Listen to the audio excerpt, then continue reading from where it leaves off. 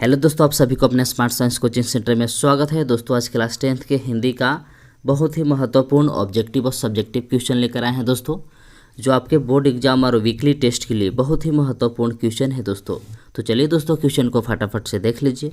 तो पहला क्वेश्चन दोस्तों इस तरह से दिया हुआ है कि छाया मत छूना कविता के कवि का क्या नाम है। तो दोस्तों छाया मत छूना कविता के कवि का नाम है दोस्तों गिरजा कुमार माथुर। ठीक है दोस्तों, इसलिए इसका राइट आंसर होगा दोस्तों ए हो जाएगा। अब क्वेश्चन नंबर दूसरा दोस्तों इस तरह से दिया हुआ है कि कवि के अनुसार छाया छूने से क्या होता है। तो दोस्तों कवि के अनुसार छाया छूने से दुख की प्राप्ति होता है। ठीक है, इसलिए इसका राइट आंसर होगा दोस्तों बी हो जाएगा। अब क्वेश्चन नंबर तीसरा दोस्तों इस तरह से दिया हुआ है कि कवि ने किन यादों में जीने से मना किया है। तो दोस्तों कवि ने पुरानी और मीठी यादों में जीने से मना किया है। ठीक है, इसलिए इसका राइट आंसर होगा दोस्तों सी हो जाएगा। ठीक है, तो अगला क्वेश्चन दोस्तों इस तरह से दिया हुआ है कि पुरानी मीठी यादों में जीने का परिणाम कैसा होता है। तो दोस्तों इसका परिणाम दुखमय होता है। ठीक है, इसलिए इसका राइट आंसर होगा दोस्तों डी हो जाएगा। क्वेश्चन नंबर 5 दोस्तों इस तरह से दिया हुआ है कि उमथांग घाटी की क्या विशेषता है।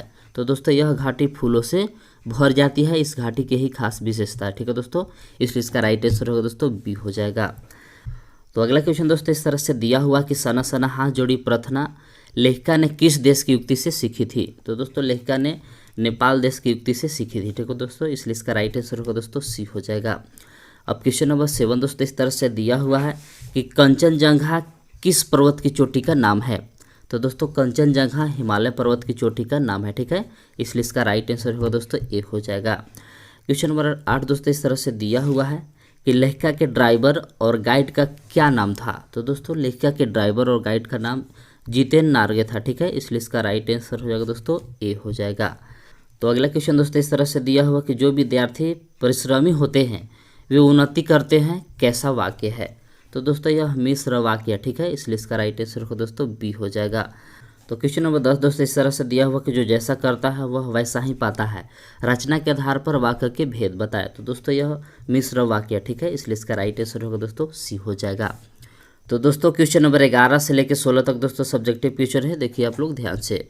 तो 11 क्वेश्चन दोस्तों इस तरह से दिया हुआ है कि छाया मत छूना कविता हमें क्या संदेश देती है। तो दोस्तों ये सर इसका आप इस प्रकार से लिख सकते हैं कि छाया मत छूना का निम्नलिखित संदेश है कि अपने अतीत की मीठी यादों में समय बर्बाद नहीं करना चाहिए। उनकी यादों से हमें प्राय कष्ट ही प्राप्त होती है। यश, वैभव, धन, मान, बड़प्पन आदि सभी छलावे हैं, इनमें यथार्थ सुख नहीं है। सभी सुख के पीछे दुख छिपा रहता है। ठीक है दोस्तों, तो इसका आंसर आप इस प्रकार से लिख सकते हैं। तो क्वेश्चन नंबर 12 दोस्तों आपको व्याकरण से क्वेश्चन है कि वाक्य किसे कहते हैं। तो दोस्तों इसका आंसर आप इस प्रकार से लिख सकते हैं कि पदों के उस स्वतंत्र मेल को जिससे पूरा अर्थ निकले उसे वाक्य कहते हैं। ठीक है दोस्तों, इसका भी आंसर आप इस प्रकार से लिख सकते हैं। तो अगला क्वेश्चन दोस्तों इस तरह से दिया हुआ है कि छाया मत छूना कविता में कवि क्या कहना चाहता है। तो दोस्तों इसका आंसर आप इस प्रकार से लिख सकते हैं कि छाया मत छूना कविता में कवि ने मनुष्य को छायाओं से बचकर रहने की प्रेरणा दी है। कवि के अनुसार छायाएं दो है, पुरानी यादें और बड़े बड़े सपने। मान सम्मान, धन संपत्ति आदि सभी सपने हैं, प्रभुता की प्राप्ति का चाह व्यर्थ है, मृग तृष्णा है। पुरानी यादों और बड़े बड़े सपनों रूपी छायाओं को भूलकर वर्तमान यथार्थ में जीने का प्रयास करना चाहिए। ठीक है दोस्तों, इस का आंसर आप इस प्रकार से लिख सकते हैं। तो क्वेश्चन नंबर 14 दोस्तों इस तरह से दिया हुआ है कि प्रकृति ने जल संचय की व्यवस्था किस प्रकार की है। तो दोस्तों इसका आंसर आप इस प्रकार से लिख सकते हैं कि प्रकृति ने जल संचय की अद्भुत व्यवस्था की है। ठंडे मौसम में पर्वतों पर जल संचय बर्फ के रूप में होता है, गर्मी में जलधारा के रूप में बहने लगती है। इसमें करोड़ों लोग की प्यास बुझती है। अधिकांश नदियाँ पहाड़ों से निकलती है। समुद्र में बने जलवाष्प समतल भूमि पर वर्षा के रूप में और पहाड़ों पर बर्फ के रूप में जमा होती है। कुएं, तालाब आदि में इसी से जल आपूर्ति होती है। प्रकृति ने जल चक्र के माध्यम से जल व्यवस्था पृथ्वी पर की है। ठीक है दोस्तों, तो इसका आंसर आप इस प्रकार से लिख सकते हैं। तो दोस्तों यहाँ से सेक्शन आता है डी 15 क्वेश्चन। ठीक है दोस्तों, 15 और 16। तो 15 क्वेश्चन दोस्तों इस तरह से दिया हुआ कि मृग तृष्णा किसे कहते हैं, कविता में इसका प्रयोग किस अर्थ में हुआ है।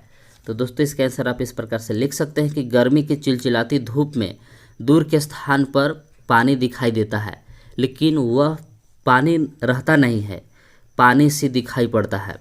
पानी के इसी भ्रम रूप को मृग तृष्णा कहा जाता है।